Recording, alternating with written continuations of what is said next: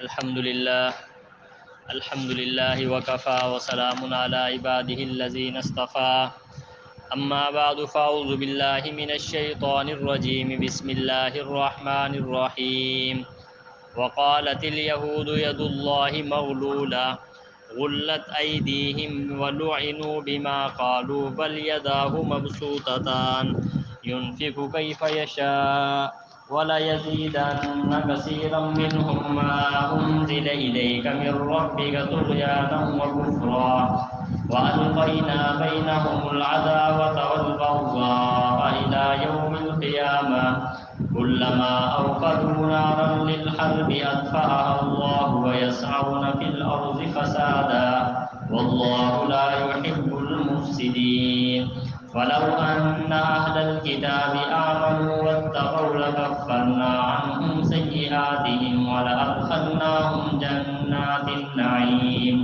وَلَوْ أَنَّهُمْ أَقَامُوا التَّوْرَاةَ وَالْإِنجِيلَ وَمَا أُنزِلَ إِلَيْهِم مِّن رَّبِّهِمْ لَأَكَلُوا مِن فَوْقِهِمْ وَمِن تَحْتِ أَرْجُلِهِم مِّنْهُمْ أُمَّةٌ مُّقْتَصِدَةٌ وَكَثِيرٌ مِّنْهُمْ سَاءَ مَا يَعْمَلُونَ صدق اللہ العظیم۔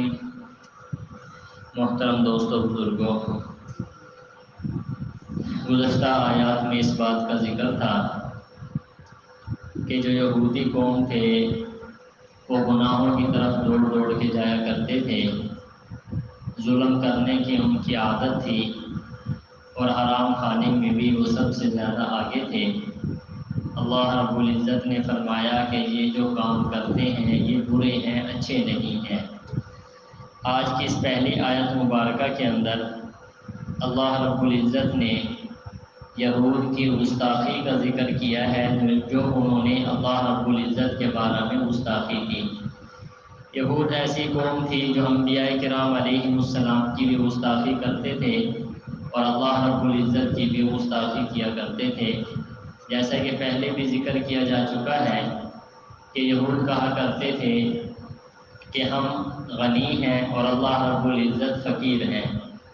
پہلے بھی درس کے اندر اس بات کی وضاحت کی جا چکی ہے۔ آج کے درس کے اندر جو انہوں نے گستاخی کی ہے، اللہ رب العزت نے اس گستاخی کا ذکر فرمایا ہے کہ جب کبھی ان پر ان کے اعمال کی وجہ سے اللہ رب العزت رزق کو تنگ فرما دیتے تو پھر وہ لوگ کہا کرتے تھے کہ نعوذ باللہ اللہ رب العزت کے ہاتھ بندھے ہوئے ہیں۔ کہتے تھے کہ اللہ کے پاس مال ختم ہو گیا، اسی وجہ سے تو اللہ نے ہمیں دینا بند کر دیا۔ چاہیے تو یہ تھا کہ وہ اپنے کرتوتوں پر غور و فکر کرتے کہ جو رزق کی تنگی ہے یہ ہمارے اپنے اعمال کی وجہ سے ہے۔ اپنے اعمال کو ٹھیک کرنے کے بجائے وہ اللہ رب العزت کو طعنے دینا شروع کر دیتے تھے، اللہ رب العزت کے گستاخی پہ اتر آتے تھے۔ اللہ رب العزت نے اسی بات کو ذکر فرمایا ہے۔ ارشاد فرمایا وقالت الیہود ید اللہ مغلولہ، یہود نے کہا کہ اللہ کا ہاتھ بند کیا ہوا ہے۔ کہنے لگے نعوذ باللہ اللہ کے ہاتھ کیا ہیں بھائی؟ بندھے ہوئے ہیں۔ غلت ایدیہم، انہی کے ہاتھ بندھے ہوئے ہیں۔ اللہ رب العزت نے فرمایا کہ اللہ کا پاس جو خزانے ہیں وہ بہت وسیع ہیں، ختم ہونے والے نہیں ہیں، لیکن ان کے اپنے ہاتھ بندھے ہوئے ہیں۔ وَلُعِنُوا بِمَا قَالُوا، اور اپنی اس بات کی وجہ سے یہ ملعون ہوئے۔ جب انہوں نے اللہ کی گستاخی کی تو وہ ملعون ہوئے، اللہ نے ان کو اپنی رحمت سے دور کر دیا۔ بل یداہ مبسوطتان، بلکہ اللہ کے دونوں ہاتھ کھلے ہوئے ہیں، ينفق کیف یشاء، جسے چاہتا ہے خرچ کرتا ہے۔ اللہ رب العزت کے خزانے وسیع ہیں، جس پر چاہتا ہے اپنے خزانوں کو کھول دیتا ہے۔ اگر اپنے اعمال کی وجہ سے رزق کی تنگی ہے تو اس کا الزام اللہ پر نہیں لگانا چاہیے۔ اور بعض مرتبہ انسان پر جو رزق تنگ ہوتا ہے وہ گناہوں کی وجہ سے ہوتا ہے۔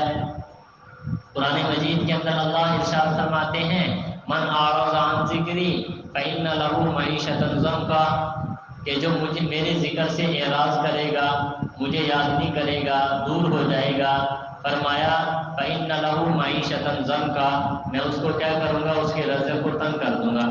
آج بہت سارے لوگ رزق کی تنگی کا جو گلہ کرتے ہیں، انہیں اپنے اندر بھی گریباں پر جا کر دیکھنا چاہیے کہ ہم نے اللہ کو یاد کرنا، اللہ کا ذکر کرنا اور اللہ رب العزت کی طرف متوجہ ہونا چھوڑ دیا تو اس کا نتیجہ کیا نکلا؟ ہمارا رزق کیا ہو گیا؟ تنگ ہو گیا۔ تو بہرحال یہود نے تانا دیا، اللہ ارشاد فرماتے ہیں ينفق کیف یشاء، جسے چاہتا ہے اللہ کیا کرتا ہے؟ خرچ کرتا ہے، جس کو دیتا ہے یہ اس کے اختیار میں ہے۔ فرمایا وَلَا يَزِيدَنَّ كَثِيرًا مِّنْهُمْ مَا أُنزِلَ إِلَيْكَ مِن رَّبِّكَ طُغْيَانًا وَكُفْرًا، البتہ ضرور زیادہ کرتا ہے ان میں سے بہت سارے لوگوں کو وہ دین جو آپ کی طرف اتارا گیا آپ کے رب کی طرف سے عذر سرکشی کے۔ اللہ رب العزت نے فرمایا کہ اے پیغمبر، جو دین ہم نے آپ پر اتارا اس دین کی وجہ سے بہت سارے لوگ سرکش ہو جاتے ہیں۔ وہ کیسے؟ کہ جب قرآن مجید نازل ہوتا تھا، اللہ کے احکامات نازل ہوتے تھے تو پھر کفار مذاق اڑاتے تھے، اللہ کے دین کا مذاق اڑاتے، سرور کائنات صلی اللہ علیہ وسلم کا مذاق اڑاتے، تو ان کی وہ سرکشی اور اللہ کی نافرمانی میں اور زیادہ بڑھ جایا کرتے تھے۔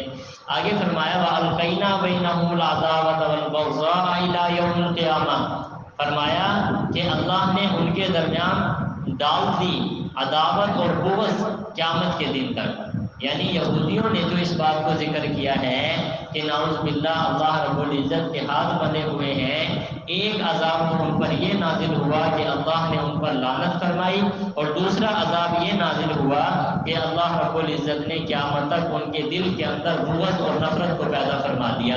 قیامت تک ایک دوسرے کے ساتھ وہ جھگڑتے رہیں گے، اس عذاب کے اندر وہ مبتلا رہیں گے، حتیٰ کہ قیامت کے قریب یہ دونوں جماعتیں ختم ہو جائیں گی، ایک ہی جماعت باقی رہے گی، وہ مذہب اسلام ہے۔ حضرت عیسیٰ علیہ السلام تشریف لائیں گے اور وہ یہودیوں کو قتل کریں گے۔ حدیث پاک میں آتا ہے کوئی ایک یہودی بھی نہیں بچ سکے گا۔ ہاں، جو یہودی حضرت عیسیٰ پر ایمان لے کر آئے وہ تو بچ جائیں گے، اور جو ایمان نہیں لے کر آئیں گے وہ ختم ہو جائیں گے۔ یہود جماعت تو اسی طریقے سے ختم ہو جائے گی، اور حضرت عیسیٰ علیہ السلام صلیب کو توڑیں گے، خنزیر کو قتل کریں گے۔ یہ کیوں کریں گے؟ کیونکہ عیسائیوں نے عیسیٰ علیہ السلام کو خدا مانا ہوا ہے، تو حضرت عیسیٰ علیہ السلام ان کی بھی پٹائی کریں گے، اور عیسائی جماعت بھی کیا ہو جائے گی؟ ختم ہو جائے گی۔ پیچھے ایک ہی مذہب بچے گا، وہ مذہب اسلام ہے۔ حضرت عیسیٰ علیہ السلام جو قیادت کریں گے وہ مسلمانوں کی کریں گے، عیسائیوں کو بھی ختم کریں گے اور یہودیوں کو بھی کیا کریں گے؟ ختم کریں گے۔ فرمایا ان کی گستاخی کا نتیجہ یہ ہوا کہ اللہ نے ان پر عذاب نازل کر دیا، دشمنی نازل کر دی، بغاوت نازل کر دی کہ آپس میں بغض ان کے دلوں میں پیدا ہو گیا قیامت کے دن تک۔ آگے جب بھی وہ سازشیں کرتے، سرور کائنات صلی اللہ علیہ وسلم جب مدینہ میں تشریف لے گئے تو وہ اسلام کے خلاف سازشیں کرتے۔ جو آدمی کھل کر نہیں آ سکتا وہ سازشیں کرتا ہے، کبھی کسی کو تیار کرتا ہے، کبھی کسی کو تیار کرتا ہے۔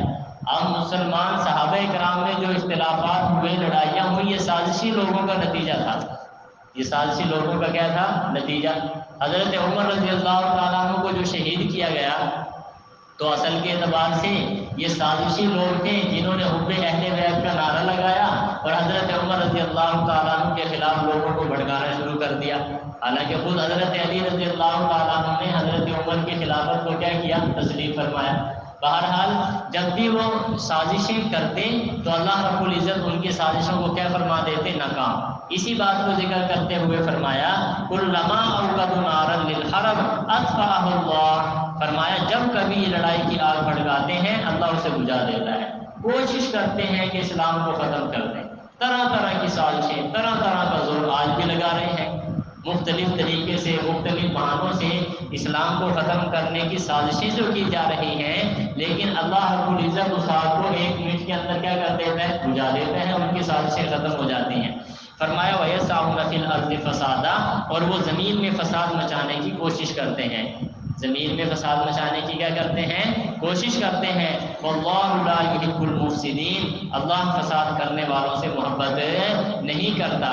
یہاں فساد سے کیا مراد ہے؟ لڑائی جھگڑا نہیں، بلکہ لگائی بجھائی جو ہے یہ فساد ہے کہ ایک کی بات دوسرے کو، دوسرے کی تیسرے کو، اس سے پھر کیا پیدا ہوتا ہے بھائی؟ فساد پیدا ہوتا ہے۔ آگے فرمایا وَلَوْ أَنَّ أَهْلَ الْكِتَابِ آمَنُوا واتقوا لغفرنا عنہم سیئاتہم، اگر بے شک یہ کتاب والے ایمان لے آتے اور تقوی اختیار کرتے تو ہم دور ہٹا دیتے ان سے ان کے گناہ، ولادخلناہم جنات النعیم، البتہ ضرور داخل کرتے انہیں خوشحالی کے باغات میں۔ اگر ایمان لے کر آتے تو فرمایا ان کو اللہ نے جو انعام دینا تھا وہ کون سا تھا کہ اللہ رب العزت ان کو جنت کی خوشحالیوں میں کیا کرتے بھائی؟ داخل فرما دیتے۔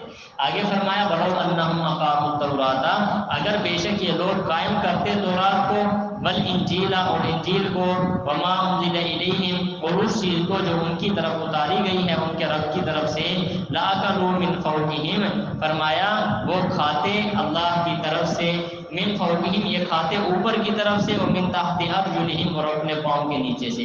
کیا مطلب؟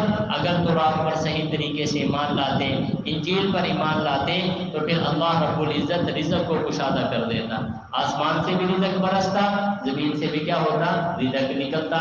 آج لوگ معیشت کا جو وہ کرتے ہیں اس کا ایک نتیجہ یہ بھی ہے کہ اللہ کی اطاعت کو انہوں نے چھوڑ دیا، پھر زمین نے اپنی برکات کو سمیٹ لیا، آسمان نے اپنی برکات کو سمیٹ لیا۔ حدیث پاک میں آتا ہے کہ جب دنیا میں گناہ ختم ہو جائے گا پھر یہ جو کا دانہ اور فرمایا یہ تاریں، یہ ککڑیاں، بلکہ ایک روایت کے اندر آتا ہے کہ یہ جو انار اتنی بڑا ہوگا کہ ایک پوری جماعت اس انار کا آدھا حصے کو کھا کر رج بھی جائے گی اور اس کو خیمہ بھی بنا لے گی۔ زمین اپنی برکات کو کیا کر دیں گے بھائی؟ لٹا دیں گے۔ یہ بڑے لوگ بیٹھے ہیں، آپ حضرات ان سے پوچھیں کہ جب آج سے 20 سال 50 سال 60 سال 70 سال پہلے جائیں تو دانے کے اندر کتنی برکتیں ہوتی، کتنا موٹا دانہ ہوتا۔ آپ جائیں نہ وہاں پہ کوئی جو نہری زمینیں تھیں، نہ کوئی کھاد لگائی جاتی تھی، تھوڑا سا جو ہے دانے وہ پورے سال کے لیے کیا ہو جاتے؟ پورے ہو جایا کرتے تھے کہ زمین کی برکات باقی تھی۔ جب لوگوں نے گناہ کرنا شروع کیا تو زمین نے اپنی برکات کو کھینچنا شروع کر دیا۔ آج دیکھ لیں دانے کتنے غریب ہوتے ہیں، کیا کچھ ہم زور لگاتے ہیں لیکن کھانے کی گندم تک ہمیں نہیں ملتی۔ حدیث پاک میں آتا ہے جب اللہ رب العزت نے زمین کو پیدا فرمایا، زمین کا ایک چپا بھی بنجر نہیں تھا، ساری زمین پیداوار دیتی تھی، دانا ہوتا تھا، سمجھائیے کاشتکاری ہوتی تھی، یعنی اس کے اندر صلاحیتیں موجود تھی۔ فرمایا کوئی ایک پانی بھی کڑوا نہیں تھا، سارا کے سارا پانی کیا تھا؟ جہاں بور ہوتا میٹھا پانی نکل جاتا۔ تو کیا فرمایا؟ لوگوں نے گناہ کرنا شروع کیا تو اللہ رب العزت نے زمین کو بنجر کرنا شروع کر دیا اور پانی کو نمکین کرنا شروع کر دیا۔ اسی چیز کو ذکر کرتے ہوئے فرمایا کہ اگر وہ تورات کو مانتے اور کیا کرتے؟ انجیل کو مانتے صحیح طریقے سے اور اس چیز کو مانتے جو اللہ نے اتاری ہے یعنی قرآن مجید کو، تو اللہ ان پر رزق کو کشادہ کر دیتے۔ رزق آسمان سے بھی اترتا اور زمین سے بھی کیا ہوتا بھائی؟ نکلتا۔ فرمایا منہم امۃ مقتصدہ، ان میں سے ایک جماعت اعتدال پر رہنے والی ہے۔ سارے یہود اور عیسائی خراب نہیں ہیں، ان میں سے بعض لوگ کیا تھے بھائی؟ معتدل تھے، جو آپ صلی اللہ علیہ وسلم پر کیا لے کر آئے؟ ایمان لے کر آئے۔ جیسا کہ کعب بن احبار یہود کے عالم تھے، ایمان لے کر آئے۔ حضرت عبداللہ بن سلام جو تھے یہ بھی یہودی عالم تھے، یہ کیا ہے بھائی؟ ایمان لے کر آئے۔ تو سارے کے سارے غلط نہیں تھے، ان میں سے بعض حضور پر ایمان لے کر بھی آئے۔ وَكَثِيرٌ مِّنْهُمْ سَاءَ مَا يَعْمَلُونَ، ان میں سے بہت سے برا ہے وہ کام جو وہ کرتے ہیں، یعنی بہت سارے لوگ ایسے ہیں یہود و نصارہ میں سے جو ٹھیک نہیں ہیں، کچھ لوگ ایسے ہیں جو کیا ہیں بھائی؟ ٹھیک ہیں۔ اللہ رب العزت ہمارے درس کو قبول فرمائے۔